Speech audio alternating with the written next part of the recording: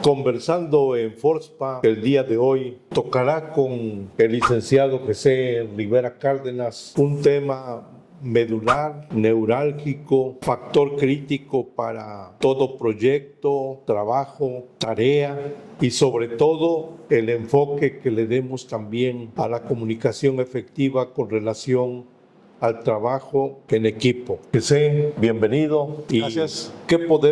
¿Cómo podemos empezar el enfoque en este sentido de la comunicación efectiva? Bueno, antes que nada, muchas gracias por tratar de un tema tan delicado y tan crítico como mencionas. Pues yo creo que lo principal es comentando, ¿no? Que es una parte con la que toda sociedad se desarrolla. No hay sociedad sin comunicación, entonces comenzando desde ahí, la participación de los elementos en una comunicación pues es crítica. De ahí que en las organizaciones se pondere mucho, ¿no? Que una comunicación sea abierta, que sea clara, concisa, que aparte pues permea todas las partes de la organización. Hablas de sociedades y podríamos decir que dentro de esas sociedades las organizaciones laborales, económicas, sociales, en las cuales pues todo comunica. Pero hay un aspecto muy importante que yo sí quisiera que nos comentaras tu opinión al respecto. Normalmente en una interrelación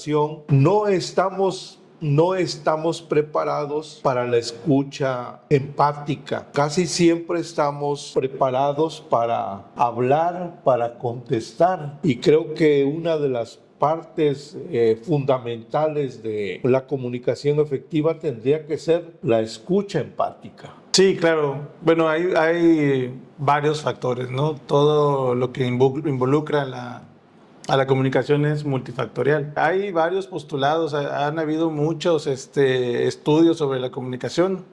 Uno de ellos, Paul Watzlawick, que tiene varios axiomas sobre la comunicación, y el primero es el que se me hace el que nos puede pasar por alto a muchos, ¿no? De que todo comunica. Aunque no estemos hablando, siempre vamos a comunicar algo. Desde que uno llega a una sala o a algún lugar y alguien trae los brazos cruzados, las piernas cruzadas, a lo mejor tiene cara de indiferencia o de incomodidad, enfado.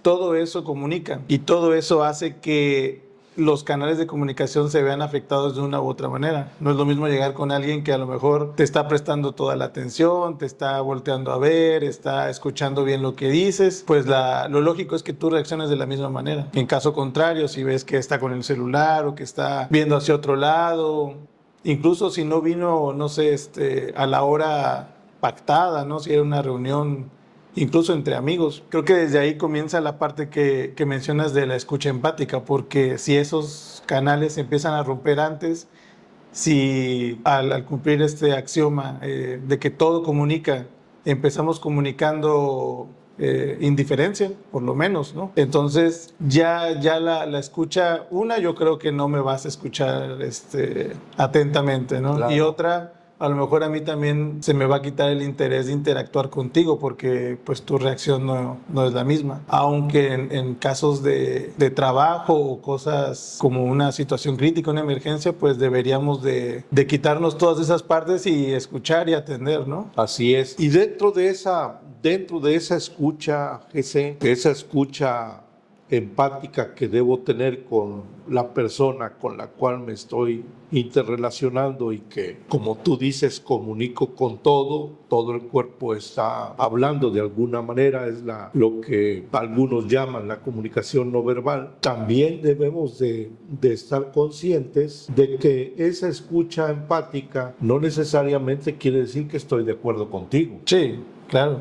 Es importante entonces que tomemos en cuenta, como tú comentabas, que lo primero es lo primero. Y lo primero es, como dice Stephen Covey en el segundo principio de los hábitos de la gente altamente efectiva, primero comprender que ser comprendido. ¿Qué opinión tienes tú acerca de eso? Sí, claro, incluso, bueno, para que uno pueda debatir una idea, a lo mejor con la que no está de acuerdo o tiene alguna información que puede complementar esa idea o esa información que nos están dando, lo primero es entender bien cuál es la situación y eso solo lo vas a hacer a través de una escucha activa y una escucha profunda. Tú tienes que entender lo que te están comunicando, porque incluso si no, que tú estuvieras debatiendo o contraargumentando, no vas a tener todas las herramientas para poder hacerlo porque no escuchaste atentamente lo que te estaban diciendo, ¿no? Entonces siempre va a ser mucho mejor escuchar bien toda la información que nos van a dar y ya después complementar o contraargumentar o incluso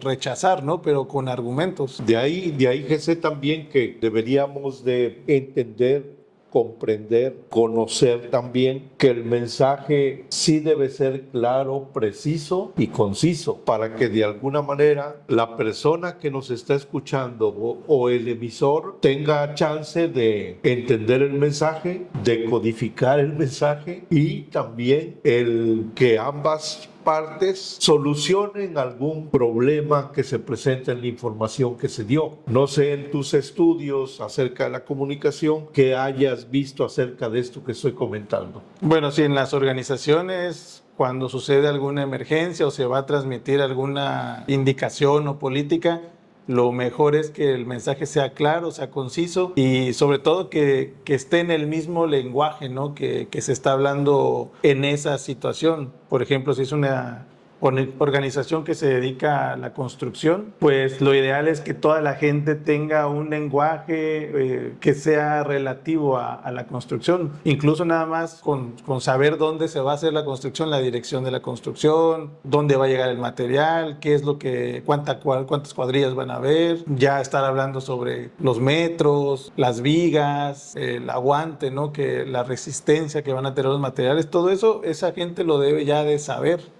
porque es la forma en la que vamos a estar hablando todos cotidianamente, ¿no? En el lugar de trabajo. Ahora bien, si es una relación un poco más, pues, entrañable o de confianza, emocional, puede ser a lo mejor lo que yo quiero, ¿no? Por ejemplo, cuando llega mi hijo de la escuela es no que me diga, ¿cómo te fue en la escuela? Bien. No, o sea, cuéntame, ¿no? Ahí sí no seas claro y conciso, detállame todo, ¿no? Hasta lo menos importante o lo más trivial, o sea, a lo mejor para él, a mí me va a nutrir mucho de, una, saber cómo le fue, ¿no? Y otra, bueno, convivir un poco más con él y hacerle preguntas y jugar con él, lo que le pasó en la escuela, qué clases tuvo, porque muchas veces perdemos eso, ¿cómo te fue en la escuela? Y, pues bien, qué bueno, no ahondamos, ¿no? También esa parte es importante, no siempre tiene que ser claro y conciso, en situaciones que lo ameritan debemos de procurarlo, pero va a haber otras situaciones en las que... dependiendo de las circunstancias. Sí, todo es situacional, siempre va a ser multifactorial el hecho de que la comunicación se esté dando. Incluso, pues cuando una gente va a terapia, pues ahora sí que la comunicación tiene que ser todo lo que se pueda, ¿no? De ahí es donde el profesional pues va a sacar su diagnóstico, sus ideas y el contexto del paciente. Ayer precisamente en una plática que teníamos hablábamos mucho del contexto y en ese contexto creo que hay un factor que tú mencionabas muy bien que debe ser como principio, yo así lo considero como principio, de que lo más importante jamás debería estar subordinado a lo menos importante. Y a veces como que lo menos importante florea o circunda más a lo más importante y no podemos llegar realmente al punto neurálgico de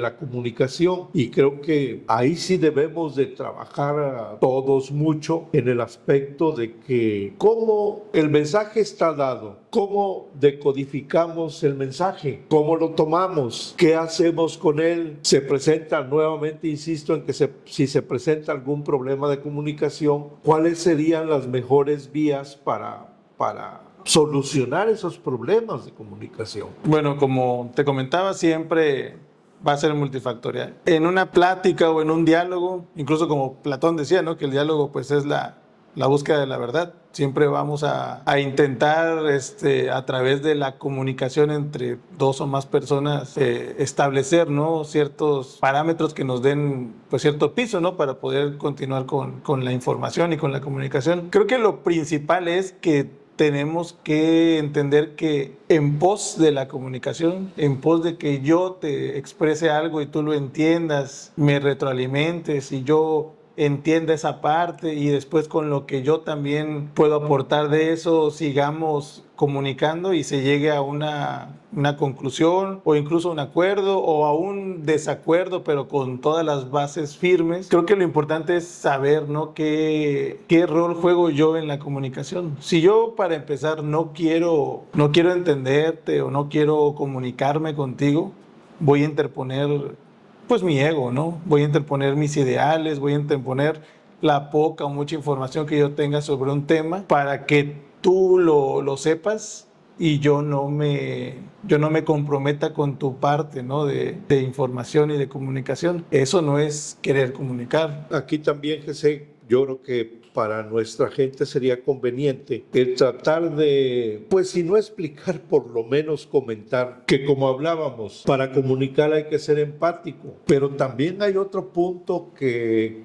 a veces pues pudiera ser un tanto cuanto doloroso, en el sentido de que mucha gente no entiende la asertividad cuando uno comunica de manera asertiva, cuando uno dice principalmente verdades y que de alguna manera está uno siendo asertivo y que la otra persona no decodifique bien ese mensaje asertivo y tampoco lo tome de manera empática. Yo creo que ahí sí entra un conflicto y que mucha de nuestra gente, pues a lo mejor sí quiere que comentemos acerca de ello, dado que en esa empatía y en esa asertividad hay muchas cuestiones que de alguna manera se presentan. Sí, el detalle siempre va a ser que la comunicación puede ser de dos formas. Puede ser simétrica entre personas que tengan iguales en el sentido de que comparten ciertas afinidades o similitudes en contexto, como ejemplo colegas de profesión o colegas en el trabajo o familiares, ¿no? No tiene que ser un contexto más allá, ¿no? de clase social, etcétera. Esa es la comunicación simétrica. Generalmente vamos a tener en el trabajo y fuera, a lo mejor de casa, de nuestro círculo social personal, vamos a tener un tipo de comunicación complementaria. Esta comunicación, o sea, me pone a mí en un tipo de rol, en un tipo de papel en el que yo participo para que haya comunicación. Si yo voy a ser la persona que va, como en este caso comentas, a indicar una verdad y se le va a comunicar a otra persona y a lo mejor se está haciendo un poco asertivo en eso, mi papel también es esto, o sea, yo debería de entender el contexto de la otra persona y a menos de que fuera una emergencia donde sí se necesitan pues movimientos rápidos, que alguien tome el mando, que se siga una línea de mando, unas instrucciones, seguir el plan como un plan de respuesta a emergencias o un plan de respuesta de emergencia a huracanes. Pero si es el caso, si es un caso, no sé, un poco más controlado, la persona que va a ejercer esa asertividad también tiene que entender que no, puede ser que no se le tome a bien eso. Puede ser que no, o sea, cierta forma de entonación incluso a otras, con algunas personas puede funcionar y habrá gente que hasta le guste, ¿no? De que me gusta que mi jefe me hable derecho, ¿no? A la cara, bien. Y habrá gente que diga, no, pues ¿por qué mi jefe me tiene que alzar la voz o por qué mi jefe me tiene que hablar tan bruscamente sin modales? Creo que es trabajo del jefe, ¿no? El saber cómo va a comunicar las cosas. No puede tener un solo estilo de liderazgo. Tiene que saber cuándo va a ejercer cierta flexibilidad. Incluso cuando a lo mejor cuando las cosas sean mucho más críticas, es el momento en el que más debería de intentar apelar más a la razón de los demás, a un tipo de jerarquía. Por el otro lado, si a mí me toca recibir información, yo tengo que saber que mi rol es ese, independientemente de que yo quisiera, pues que me hablaran bonito o que fuera algo un poco más sutil, ¿no? O que me dijeran, ¿sabes qué? Dime los puntos claves y vámonos, ¿no? No quiero tanto. Yo estoy interponiendo mi ego, como comentaba antes. Estoy interponiendo mi forma de pensar antes de del objetivo que es la comunicación. Entonces ya no me estoy comunicando. Si yo digo, no, pues es que, no, o sea, mi jefe siempre nos habla así, yo no quiero escuchar, no estoy para gritos hoy, o no. Al final de cuentas, o sea, te van a comunicar algo de la empresa, o sea, no te van a, no sé, cambiar de estado, ¿no? O no te van a, no sé, cambiar de religión, ¿no? Si profesas alguna. Son cosas de la empresa y se tiene que entender como un negocio. Y también la otra parte es que yo ya comuniqué algo, a lo mejor como líder o como jefe, o incluso como un empleado que tiene un rol pues asertivo incluso con las altas direcciones, ¿no? Porque hay empleados que tienen esa facultad. Después de eso, mi rol también tiene que ser de escuchar retroalimentación. A menos de que sea una dirección y una orden directa, oigan, a partir de ahora el uniforme va a ser ¿no? Supongamos, o a partir de ahora el EPP de esta cuadrilla tiene que ser O sea, esa es una dirección y pues ya se comunica. Ahí lo que tendrías que hacer es asegurarte que todos lo escuchen, todos lo sepan, pero en otras situaciones tienes que también recibir retroalimentación. O sea, ¿qué tal si el EPP, no sé, ellos ya lo probaron y no salió de buena calidad, ¿no? O a lo mejor hubo un error en la logística y les llegaron otro tipo de guantes que no les sirven. Eso te lo va a decir el operativo. Y tú tendrías que tener esa apertura de que no puedes decir ya se hizo, ya lo vimos todos, ya está concretado, ¿no? Tú comentabas hace un rato que lógicamente uno de los principales puntos en el aspecto de la comunicación o principio de la comunicación es que es imposible no comunicar. Sí. O sea, todo el tiempo estamos comunicando. Fíjate que, por ejemplo, si nos pusiéramos a analizar a toro pasado los incidentes, accidentes, fallas aeronáuticos, nucleares, de la industria de la construcción, de la industria petroquímica, siempre hay un factor preponderante que nos va a hablar de errores en la comunicación.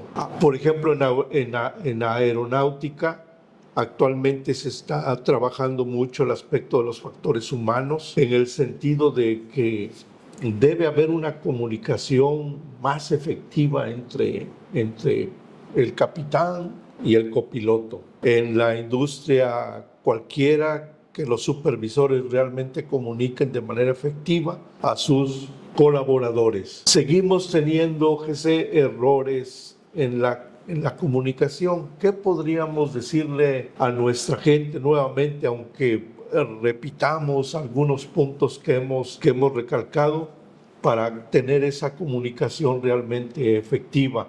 Y sobre todo en el aspecto que tú mencionabas de la retroalimentación. Bueno, lo primero sería que vengan a capacitación. Sería lo primero, ¿no?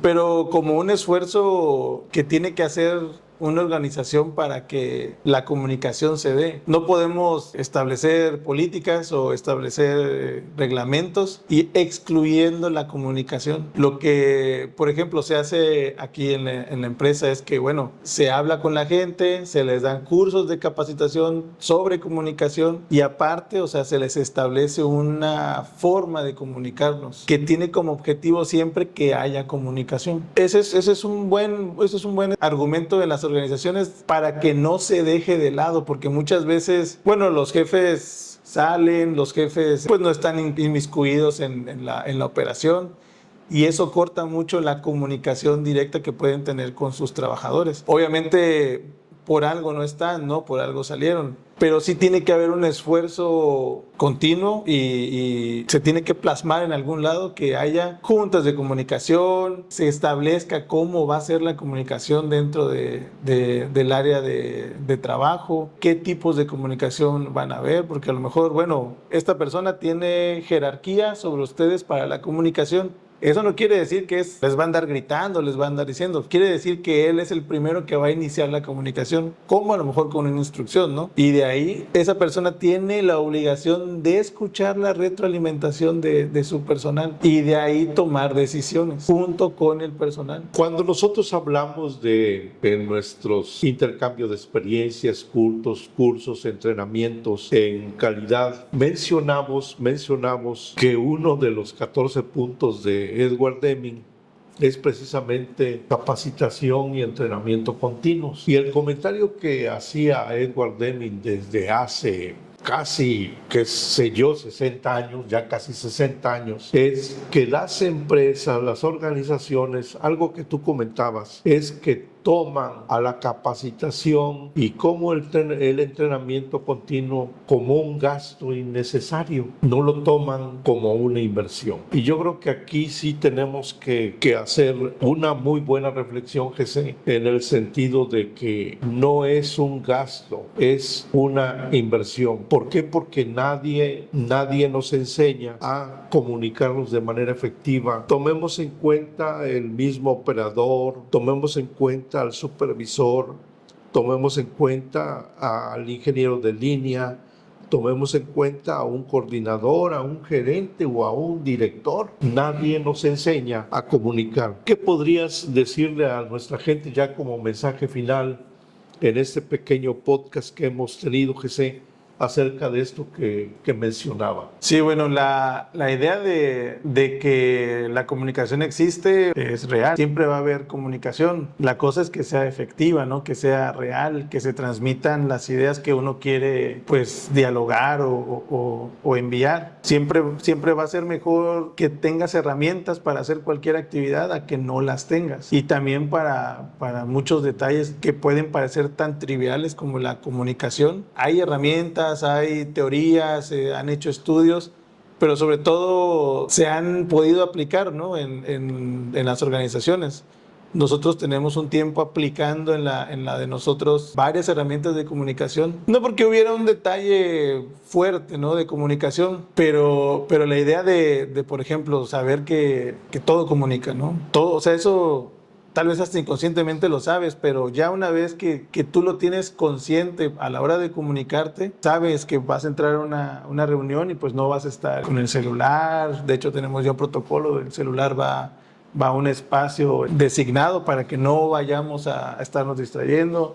Si entras y pues tienes cara de incomodidad, se te va a preguntar, ¿no? Que incluso si tienes hambre, puede ser que tengas hambre, ¿no? Puede ser que hayas tenido un mal día, pero sobre todo se está aplicando. Lo estamos aplicando en nuestra organización y también varios clientes ya están aplicando varios métodos de los que hemos podido compartir con ellos. El detalle siempre va a ser la forma, ¿no? de tener herramientas para poder comunicarte, para ejercer una comunicación efectiva. Incluso puede ser capacitando a mucha gente que no sabía comunicarse de otra forma, ¿no? Y con herramientas puede, empezar a tener un poco más de empatía. A lo mejor hay gente que le faltaba ser un poco más asertiva, pero al final de cuentas, si la gente entiende que la finalidad es que haya una comunicación y que yo soy el que puede promoverla o el que puede detenerla, porque si yo interpongo mi ego, si yo interpongo mi poca información o mucha información que tengo de un tema, si yo interpongo mis ideales, mi forma de pensar sobre la otra persona, no quiero comunicación. Lo que quiero es pues una expresión, ¿no? de mi mente o de lo que yo estoy pensando, sin darnos cuenta de que al final de cuentas, cuando uno comunica algo, eso quedó comunicado. Puede ser que no sea de manera correcta, pero ya hemos comunicado algo. Para concluir nada más, un ejemplo que damos en alguno de los cursos que tenemos, cuando el zar Nicolás I llega al poder en 1825, en ese diciembre hay una revuelta de pues los que estaban en contra, ¿no? del régimen. Se les llama decembristas porque comenzó en diciembre. Capturan a uno de los jefes de la revolución y lo sentencian a la horca. Nicolás I lo sentencia a la horca.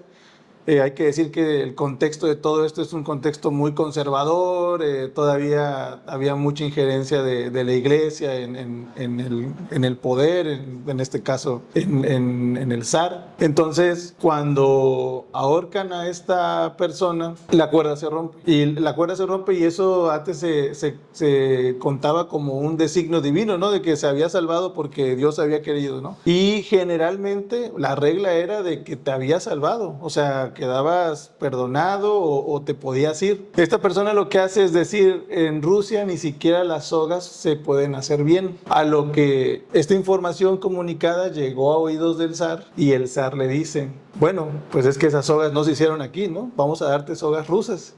Y lo terminan ahorcando. El detalle, bueno, y esta es una anécdota que aparece en algunos libros, puede ser un detalle histórico, puede ser una anécdota nada más, pero es un ejemplo en el que podemos ver que al final de cuentas toda comunicación llega. Tenemos que hacer que nuestro objetivo sea que haya una comunicación efectiva, verdadera, que comunique lo que queremos, porque pues esa persona no quería morir, ¿no? Pero con esa actitud todo comunica, o sea, y pues ya te había salvado. Y como todo comunica, todo tiene una consecuencia, ¿no?